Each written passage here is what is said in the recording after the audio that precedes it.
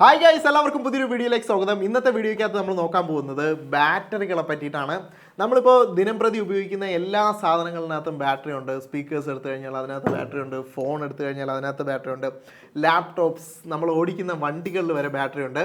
അപ്പോൾ ഈ ഒരു ബാറ്ററിക്ക് വേണ്ടിയിട്ടുള്ള പ്രിക്വേഷൻ എടുക്കുക എന്ന് പറയുന്നത് എടുക്കേണ്ട ഒരു കാര്യം തന്നെയാണ്. അപ്പോൾ ഇതിന് വേണ്ടിയിട്ട് പല ആളുകളും പല രീതികളിൽ നിങ്ങളോട് പറയാറുണ്ട്. ചിലപ്പോൾ വണ്ടി എടുക്കുന്ന സമയത്ത് ആ ഒരു കമ്പനിക്കാരായിരിക്കും നിങ്ങളോട് പറയുന്നത് 80% മുകളിലേക്ക് ചാർജ് ചെയ്യരുത്, അല്ലെങ്കിൽ 10% താഴേക്ക് വണ്ടി ചാർജ് ചെയ്യരുത്. അങ്ങനെ ഒരുപാടധികം ആളുകൾ പല രീതികളിലും പറയുന്നത് നിങ്ങൾ കേട്ടിട്ടുണ്ടായിരിക്കും. പക്ഷേ എന്തുകൊണ്ടാണ് ഇങ്ങനെ പറയുന്നത്, what's the reason behind it എന്ന് നിങ്ങൾ എപ്പോഴെങ്കിലും ചിന്തിച്ചിട്ടുണ്ടോ എന്ന് എനിക്കറിയില്ല. എന്തായാലും അതിനുള്ള ഉത്തരമാണ് ഈ വീഡിയോയ്ക്കകത്ത് ഞാൻ കൊടുക്കുന്നത് കേട്ടോ. അപ്പോൾ ഈ ഒരു കാര്യം എന്ന് പറയുന്നത് നിങ്ങൾക്ക് പല സ്ഥലങ്ങളിലും കേൾക്കാൻ വേണ്ടിയിട്ട് സാധിക്കും. ഈവൻ ഏതറിൻ്റെ വണ്ടികളൊക്കെ നിങ്ങൾ EV ചാർജിങ് സ്റ്റേഷനിലേക്ക് പോയി കഴിഞ്ഞാൽ, ഫാസ്റ്റ് ചാർജിങ് സ്റ്റേഷനിലേക്ക് പോയി കഴിഞ്ഞാൽ നിങ്ങൾക്ക് 80% വരെ ചാർജ് ചെയ്യാൻ വേണ്ടി സാധിക്കുള്ളൂ. അതിന് മുകളിലോട്ട് ചാർജ് ചെയ്യാൻ വേണ്ടി പറ്റില്ല. പല ഫോണുകളിലും നിങ്ങൾക്കിപ്പോൾ ചാർജിങ് ലിമിറ്റ് വയ്ക്കാൻ വേണ്ടിയിട്ടുള്ള ഓപ്ഷനുണ്ട്. 80% വരെ ലിമിറ്റ് ചെയ്യാൻ വേണ്ടിയിട്ട് ഇപ്പോൾ സാധിക്കും. ഇതിലുള്ളൊരു ബെനിഫിറ്റ് എന്ന് വെച്ച് കഴിഞ്ഞാൽ, ഒന്നാമതായിട്ട് 0 to 80% കയറുക എന്ന് പറയുന്നത് എത്ര ടൈം എടുക്കുന്നോ, മേ ബി അത് ഫാസ്റ്റ് ആയിരിക്കാം, സ്ലോ ആയിരിക്കാം, അതിൻ്റെ ഇരട്ടി സമയമെടുക്കും 80 to 100% ആവാൻ വേണ്ടിയിട്ട്. എന്താണ് റീസൺ? ഇത്രയും സ്പീഡായിട്ട് 80% വരെ വരാമെങ്കിൽ വൈ ദ ലാസ്റ്റ് 20% സ്ലോ ആവുന്നു എന്ന് നിങ്ങൾ ചിന്തിച്ചിട്ടുണ്ടോ എന്ന് എനിക്കറിയില്ല. അതിൻ്റെ റീസൺ അല്ലെങ്കിൽ ഇതിനെ പറ്റിയിട്ടുള്ള കാര്യം പറയുന്നതിന് മുന്നേ ആയിട്ട് നിങ്ങളൊരു ബാറ്ററിയുടെ ഘടന എങ്ങനെയാണെന്നുള്ളത് മനസ്സിലാക്കിയിരിക്കണം. അതിന് വേണ്ടിയിട്ട് ഇവിടെ ആയിട്ട് ഞാനൊരു ബാറ്ററി എടുത്തിട്ടുണ്ട്. ഈ ഒരു ബാറ്ററിയിലേക്ക് നോക്കിക്കഴിഞ്ഞാൽ ഈ ഒരു ഫോണിലുള്ള ബാറ്ററി ആണെങ്കിലും EVസിലെ ബാറ്ററീസ് ആണെങ്കിലും ഇതിൻ്റെ സംഭവങ്ങളെല്ലാം സെയിം ആണ് കേട്ടോ. പക്ഷേ ഇതിൻ്റെ രൂപം വ്യത്യാസമായിരിക്കും. EVസിലെ ബാറ്ററീസ് എന്ന് വെച്ച് കഴിഞ്ഞാൽ വലിയ രൂപത്തിൽ നിങ്ങൾ ആ ഒരു മെറ്റൽ എൻക്ലോഷറിനകത്ത് കാണുന്നുണ്ടെങ്കിലും അകത്തെ ബാറ്ററീസ് എന്ന് പറയുന്നത് നമ്മുടെ റിമോട്ടിലൊക്കെ ഇടുന്ന പോലുള്ള AAA സൈസ് ബാറ്ററീസ് ഒക്കെയാണ് അതിനകത്ത് വരുന്നത്. ഇതിൻ്റെ തന്നെ പല വെറൈറ്റി ബാറ്ററീസ് ഉണ്ട്. ടെസ്ലയൊക്കെ ഇൻട്രൊഡ്യൂസ് ചെയ്ത ബാറ്ററീസ് എന്ന് പറയുന്നത് മറ്റേ പണ്ട് നമ്മൾ ടോർച്ചിലൊക്കെ ഇട്ടുകൊണ്ടിരുന്ന ബാറ്ററിയില്ലേ, അതുപോലുള്ള സൈസിലുള്ള ബാറ്ററീസ് ടെസ്ല ഉപയോഗിക്കുന്നുണ്ട്. അതേ ബാറ്ററീസ് തന്നെ ഇപ്പോൾ ഓലയിലേക്ക് വരാൻ വേണ്ടിയിട്ട് പോകുന്നു. അപ്പോൾ അങ്ങനത്തെ ഒരുപാടധികം ബാർജ് സെൽ എന്നെന്തോമാണ് അതിൻ്റെ പേരെന്ന് തോന്നുന്നു. അപ്പോൾ അതേ സൈസിലുള്ള ബാറ്ററീസിനൊക്കെ പേരിടുന്നതെന്ന് വെച്ച് കഴിഞ്ഞാൽ ഇതിൻ്റെ ഡയമെൻഷൻസ് വെച്ചിട്ടാണ്. പല ഡയമെൻഷൻസിനനുസരിച്ചിട്ട് അതിനനുസരിച്ച്, അതായത് എത്ര നീളമുണ്ട്, എത്ര വീതി ഉണ്ടെന്നുള്ളതനുസരിച്ചിട്ടാണ് ഈ ബാറ്ററീസിനൊക്കെ പേരിടുന്നത് കേട്ടോ. അപ്പോൾ ഇതിൻ്റെ സംഭവം എന്ന് വെച്ച് കഴിഞ്ഞാൽ സെയിം ആണ്. നമ്മുടെ ഫോണിൻ്റെ ബാറ്ററി നോക്കിക്കഴിഞ്ഞാൽ പല ഫോൾഡുകളായിട്ട് മടക്കി വെച്ചിരിക്കുന്ന രീതിയിലായിരിക്കും ഇരിക്കുന്നത്. പക്ഷേ നമ്മൾ EVസിലൊക്കെ നോക്കിക്കഴിഞ്ഞാൽ ചെറിയ സെല്ലുകളെല്ലാം ചുറ്റി ആ രീതിയിലായിരിക്കും വയ്ക്കുക. ഇത് എത്രത്തോളം ഡെൻസായിട്ട് നമുക്ക് ഈ ലിഥിയംസിനെ പാക്ക് ചെയ്യാൻ പറ്റുമോ അതിനനുസരിച്ച് നമുക്ക് അത്രയും സ്റ്റോറേജ് നമുക്ക് കിട്ടുമെന്നുള്ളതാണ്. അപ്പോൾ ഇതിൻ്റെ സംഭവങ്ങളെല്ലാം സെയിം തന്നെയാണ്. അതുകൊണ്ട് തന്നെ ഈ ബാറ്ററിയിൽ നിങ്ങൾക്ക് ഇതിനുള്ളൊരു ഐഡിയ കിട്ടും.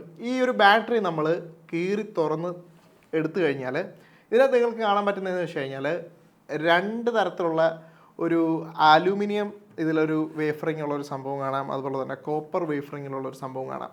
ഇതെന്ന് പറയുന്നതിൻ്റെ ആനോഡും ക്യാഥോഡും ആണ് കേട്ടോ. ആനോഡ് എന്ന് പറയുന്നത് ബേസിക്കലി ലിഥിയം ആയിരിക്കും. നമ്മളിപ്പോൾ ഉപയോഗിക്കുന്ന മിക്ക സാധനങ്ങളിലും ലിഥിയം ബാറ്ററീസ് ആണ്. ഇതിൽ സംഭവിക്കുന്നതെന്ന് വെച്ച് കഴിഞ്ഞാൽ വളരെ സിമ്പിളായിട്ട് പറഞ്ഞു കഴിഞ്ഞാൽ, ലിഥിയത്തിൽ നിന്ന് അല്ലെങ്കിൽ ഈ ഒരു ലിഥിയൻ ബാറ്ററിയിൽ നിന്ന് നമ്മൾ ചാർജ് എടുക്കുന്നുണ്ടെങ്കിൽ അല്ലെങ്കിൽ ഉപയോഗിക്കുന്നുണ്ടെങ്കിൽ, അല്ലെങ്കിൽ ഈ ബാറ്ററിയിൽ എന്തെങ്കിലും കണക്ട് ചെയ്തിട്ടുണ്ടെങ്കിൽ ലിഥിയത്തിലുള്ള അയോൺസ് ഓരോന്നായിട്ട് നമ്മൾ എന്താണോ കണക്ട് ചെയ്തിരിക്കുന്നത് അതുവഴി കയറി നമ്മുടെ ക്യാഥോഡിലേക്ക് പോകും. ആനോഡിൽ നിന്ന് ക്യാഥോഡിലേക്കുള്ള ട്രാൻസ്ഫറിങ് ആണ് നടക്കുന്നത്. ഈ ലിഥിയം അയോൺസ് ആണ് ചാർജ്ഡ് പാർട്ടിക്കിൾസ് ടു നെഗറ്റീവിലേക്ക് പോകുന്നത്. ഇനി നമ്മൾ ചാർജ് ചെയ്യുന്ന സമയത്ത് എന്താണ് സംഭവിക്കുന്നതെന്ന് വെച്ച് കഴിഞ്ഞാൽ, ഇതിനകത്ത് തിരിച്ച് ഈ ലിഥിയം അയോൺസിനെ തിരിച്ച് പോസിറ്റീവ്ലി ചാർജ് ചെയ്തിട്ട് നമ്മുടെ ലിഥിയംസിനകത്ത് ഓരോന്നായിട്ട് പാക്ക് ചെയ്യുന്നതാണ് സംഭവം നടക്കുന്നത്. ഇതിനെ ഇപ്പോൾ നിങ്ങൾക്ക് ഒരു സംഭവം മനസ്സിലായിട്ടുണ്ടായിരിക്കും. ബേസിക്കലി പറയുമ്പോഴത്തേക്കും ഈ അയോൺസ് ഓരോന്നായിട്ട് വന്നിങ്ങനെ തുള്ളിയായിട്ട് വന്ന് വീഴുന്നത് പോലെ വിചാരിക്കുക. അല്ലെങ്കിൽ കുറച്ചുകൂടെ ഈസിയറായിട്ട് നമുക്ക് എല്ലാവർക്കും മനസ്സിലാവുന്ന രീതി പറഞ്ഞു കഴിഞ്ഞാൽ, ഇപ്പോൾ ഒരു കല്യാണത്തിന് പോയി ആ ഒരു ഓഡിറ്റോറിയത്തിൽ പെട്ടെന്ന് നമ്മുടെ താഴെ ഫുഡ് വിളമ്പുന്നിടത്തുള്ള കതവ് തുറന്നു എന്ന് വിചാരിക്കുക. ഈ കതവ് തുറക്കുന്നത് നമ്മൾ ചാർജ് ചെയ്യുന്നതായിട്ട് ഉപമിക്കുക. ഇപ്പോൾ ഒരു 100 സീറ്റുകൾ കിടപ്പുണ്ട് അതിനകത്ത്. ആദ്യം ഇടിച്ച് കയറുന്നവർക്കൊക്കെ വളരെ പെട്ടെന്ന് പോയിട്ട് സീറ്റിൽ ഇരിക്കാൻ വേണ്ടി സാധിക്കും. കാര്യം ഇങ്ങനെ തുറന്ന് കിടക്കുകയാണ്, പോയി ഇരിക്കാൻ വേണ്ടിയിട്ടുള്ള സ്ഥലമുണ്ട്. പക്ഷേ ഈ ഒരു 80 സീറ്റോളം നിറഞ്ഞു കഴിയുമ്പോഴത്തേക്കും പിന്നീട് കിടക്കുന്ന സീറ്റുകൾ ഒന്ന് അങ്ങറ്റത്തായിരിക്കും, ഒന്ന് ചിലപ്പോൾ ഇങ്ങറ്റത്തായിരിക്കും, നടുക്കൊരെണ്ണം കാണും, ചിലപ്പോൾ അങ്ങറ്റത്തൊരെണ്ണം കാണും. അപ്പോൾ ഈ അവസാനം കയറുന്ന 10 ആളുകൾക്ക് ആദ്യം കയറിയ ആളുകളെ പോലെ പെട്ടെന്ന് പോയിട്ട് ഈ സീറ്റുകളിലൊന്നും ഇരിക്കാൻ പറ്റത്തില്ല. അപ്പോൾ അവർ സീറ്റ് എവിടെയാണെന്ന് നോക്കണം, കണ്ടുപിടിക്കണം, അവിടെ പോയിട്ട് ഇരിക്കണം, പിന്നെ ഇതിൻ്റെ ഇടയിലൊക്കെ കുത്തി ചെരുങ്ങിയൊക്കെ പോയി ഇരിക്കേണ്ടി വരും. അപ്പോൾ ഈ ഒരു 10 പേർക്ക് ഇരിക്കാൻ വേണ്ടിയിട്ട് എടുക്കുന്ന സമയമെന്ന് പറയുന്നത് കൂടുതലായിരിക്കും. ആദ്യം കയറിയ ഒരു 90-80 ആളുകളെ പോലെയല്ല, അവസാനം വരുന്ന 10 ആളുകൾക്ക് ആ സീറ്റിലേക്ക് പോയിരിക്കാൻ വേണ്ടിയിട്ട് വളരെ പ്രയാസമായിരിക്കും. ഇതാണ് ആ ഒരു 80-100% നടക്കുന്ന കാര്യം എന്ന് പറയുന്നത്. ആദ്യം വരുന്ന ലിഥിയം അയോൺസിന് പെട്ടെന്ന് പോയിട്ട് ഒരു പ്ലേസ് കണ്ടുപിടിച്ച് അവിടെ ഇരിക്കാൻ വേണ്ടിയിട്ട് സാധിക്കും. അവസാനം ഈ ഒരു 80% കഴിയുന്ന സമയത്ത് ഈ അയോൺസിന് കറക്റ്റായിട്ടുള്ളൊരു പൊസിഷനിൽ അല്ലെങ്കിൽ ആ ഒരു ഇതിലേക്ക് കയറി ഇരിക്കാൻ വേണ്ടിയിട്ട് ബുദ്ധിമുട്ടാണ്. അപ്പോൾ ഒരുപാടധികം സ്ട്രെസ്സ് ബാറ്ററിക്ക് വരും, ഒരുപാടധികം സമയമെടുക്കും. ഒരുപാട് സ്ട്രെസ് എടുക്കുന്നതിനനുസരിച്ച് ബാറ്ററി ഹീറ്റാവും, ഒരുപാട് സമയം കുത്തിയിടുന്ന സമയത്ത് ബാറ്ററി ഹീറ്റാവും. ഇതൊരു ലോങ് ടൈമിലേക്ക് നോക്കുമ്പോഴത്തേക്കും ഈ ഒരു ബാറ്ററി ഹീറ്റിങ്ങും അതുപോലുള്ള കാര്യങ്ങളും എല്ലാം ബാറ്ററിക്ക് ഡീഗ്രേഡേഷൻ ആവും. മാത്രമല്ല ഈ ഒരു ഏതറിൻ്റെ സ്കൂട്ടറുകളിലെല്ലാം ഫാസ്റ്റ് ചാർജിങ്ങിൽ 80% വച്ചിട്ടുള്ള റീസണും ഇത് കൂടെയാണ് കേട്ടോ. ഒന്നാമത്തെ കാര്യം, അവർ ചാർജ് ചെയ്യുന്നത് മിനിറ്റിനാണ്. അതായത് 1 മിനിറ്റിന് 1 രൂപ എന്നുള്ള രീതിയിലാണ് ചാർജ് ചെയ്യുന്നത്. അങ്ങനെയാണെങ്കിൽ 80% കയറുന്നതിന് അവർക്ക് റേറ്റ്സ് ഓക്കെ ആയിരിക്കും. പക്ഷേ 80%-ന് മേളിൽ ഒരു 20% കയറാൻ വേണ്ടിയിട്ട് നമ്മൾ ആദ്യം 100 രൂപയാണ് 80% കയറാൻ വേണ്ടിയിട്ട് കൊടുക്കുന്നതെങ്കിൽ എഗെയിൻ നിങ്ങൾക്ക് ആ ഒരു 80-100 കയറാൻ വേണ്ടിയിട്ട് മൊത്തം 200 രൂപ നിങ്ങൾ കൊടുക്കേണ്ടി വരും. മാത്രമല്ല ബാറ്ററിക്കും ഹീറ്റ് കൊണ്ടുണ്ടാകുന്ന പ്രശ്നങ്ങൾ വേറെയും വരും. ഇനി പറയാറുള്ള മറ്റൊരു കാര്യമാണ് ബാറ്ററി ഡിസ്ചാർജിലുള്ള കാര്യം. അതായത് എല്ലാ ബാറ്ററികളും സീറോയിലേക്ക് ഡിസ്ചാർജ് ചെയ്യരുതെന്ന് പറയുന്നൊരു സംഭവമുണ്ട്. പക്ഷേ ഇത് എല്ലാത്തിലും ആപ്ലിക്കബിൾ ആയിട്ട് എനിക്ക് തോന്നിയിട്ടില്ല കേട്ടോ. EVസിൽ ആപ്ലിക്കബിൾ ആണ്, നമ്മുടെ ഫോൺസിലൊന്നും അത് ആപ്ലിക്കബിൾ ആയിട്ടുള്ള കാര്യമില്ല. എസ്പെഷ്യലി ഐഫോൺസിലൊന്നും അത് ആപ്ലിക്കബിൾ ആവില്ല. എന്താണെന്നുള്ള റീസൺ കൂടെ ഞാൻ പറഞ്ഞുതരാം. അപ്പോൾ ബാറ്ററി ഫുള്ളി ഡിസ്ചാർജ് ചെയ്യരുത്, അത് ഉള്ളത് തന്നെയാണ്. ഫുള്ളി ഡിസ്ചാർജ് ചെയ്യുന്ന സമയത്ത് എന്താണ് സംഭവിക്കുന്നതെന്ന് വെച്ച് കഴിഞ്ഞാൽ, നേരത്തെ പറഞ്ഞു ആനോഡ് കാഥോഡ്. ആനോഡിൽ നമ്മുടെ ലിഥിയമുണ്ട്. ഈ ലിഥിയം കാഥോഡിലേക്ക് നമ്മുടെ സർക്യൂട്ടറി വഴി കയറി പോകുന്നതാണ് ഇതിൻ്റെ ഒരു ഡിസ്ചാർജിങ് എന്ന് പറയുന്നത്. അപ്പോൾ ഇതിങ്ങനെ പോകുന്ന സമയത്ത് ഇതിൻ്റെ ഡിസ്ട്രിബ്യൂഷൻ ഉണ്ടല്ലോ, അതായത് മൊത്തം അയോൺസും ഇതിലേക്ക് പോയി കഴിഞ്ഞാൽ പിന്നെ ഇതിനകത്തൊരു ഡിസ്ട്രിബ്യൂഷൻ ഏരിയ എന്ന് പറയുന്നത് ഫ്ലക്ച്വേറ്റ് ആയിക്കൊണ്ടിരിക്കും. അതായത് പിന്നീട് അയോൺസ് വരുമ്പോൾ അത് കറക്റ്റായിട്ട് ഓരോ അയോൺസും പാക്കായിട്ട് ഇരിക്കാത്തൊരു പ്രശ്നം വരും. അപ്പോൾ എല്ലാ അയോൺസും ഇതിൽ പോയി കഴിഞ്ഞാൽ പിന്നെ ഇതിലേക്ക് ചാർജ് കയറുക എന്നുള്ളത് അല്ലെങ്കിൽ അയോൺസ് തിരിച്ചു വരിക എന്നുള്ളത് ബുദ്ധിമുട്ടായിരിക്കും. അപ്പോൾ ഈ ഒരു ഇഷ്യൂ കൊണ്ടാണ് ഫുള്ളി ഡിസ്ചാർജ് ചെയ്യരുതെന്ന് പറയുന്നത്. ഇത് EVസിലൊക്കെ കറക്റ്റാണ് കേട്ടോ, ഈ ഒരു സംഭവം സംഭവിക്കും. അതുപോലെ തന്നെ EVസിൽ പല കമ്പനികളും നിങ്ങൾ ഫുള്ളി നിങ്ങളുടെ വണ്ടി ഡിസ്ചാർജ് ചെയ്ത് കഴിഞ്ഞാൽ നിങ്ങൾക്ക് വാറൻറ്റി പോലും കിട്ടില്ല എന്നുള്ളതാണ്. ഓല, ഏതർ അങ്ങനത്തെ ബ്രാൻഡ്സ് എല്ലാം അങ്ങനെ തന്നെയാണ്. എനിക്ക് തോന്നുന്നു 100 days ആണ് ഒരു പീരീഡ് പറയുന്നത്. 100 ദിവസത്തിനുള്ളിൽ ഒരിക്കലെങ്കിലും നിങ്ങളുടെ വണ്ടി നിങ്ങൾ ചാർജ് ചെയ്തിരിക്കണമെന്നാണ്. അല്ലെങ്കിൽ ഫുള്ളി ഡിസ്ചാർജ് ആയി കഴിഞ്ഞാൽ വണ്ടി നിങ്ങൾ ചാർജ് ചെയ്യാൻ നോക്കിയാലും ചാർജ് ആവില്ല. പിന്നെ നിങ്ങളത് സിസ്റ്റം മൊത്തത്തിൽ റീപ്ലേസ് ചെയ്യേണ്ടി വരും, അല്ലെങ്കിൽ നിങ്ങൾക്ക് വാറൻറ്റി ക്ലെയിം ചെയ്യാൻ പറ്റില്ല, നിങ്ങൾ തന്നെ റീപ്ലേസ് ചെയ്യേണ്ടി വരും. അപ്പോൾ അങ്ങനെ ഒരു സംഭവമുണ്ട്. ഫോണിൽ എന്തുകൊണ്ട് അത് ആപ്ലിക്കബിൾ അല്ലെന്ന് ചോദിച്ചു കഴിഞ്ഞാൽ, ഫോണിൽ ബേസിക്കലി ചെയ്തിട്ടുള്ളൊരു സംഭവം എന്ന് വെച്ച് കഴിഞ്ഞാൽ, എസ്പെഷ്യലി ഐഫോൺസിലെന്ന് വെച്ച് കഴിഞ്ഞാൽ നിങ്ങളിപ്പോൾ ഫുള്ളി ഡിസ്ചാർജ് ആയി കഴിഞ്ഞാലും സീറോയിലേക്ക് എത്തിക്കഴിഞ്ഞാലും ഫോൺ സ്റ്റിൽ നിങ്ങൾക്ക് ഉപയോഗിക്കാൻ സാധിക്കില്ലെന്നേ ഉള്ളൂ. പക്ഷേ ഫോണിനകത്ത് ചാർജ് ഉണ്ടായിരിക്കും.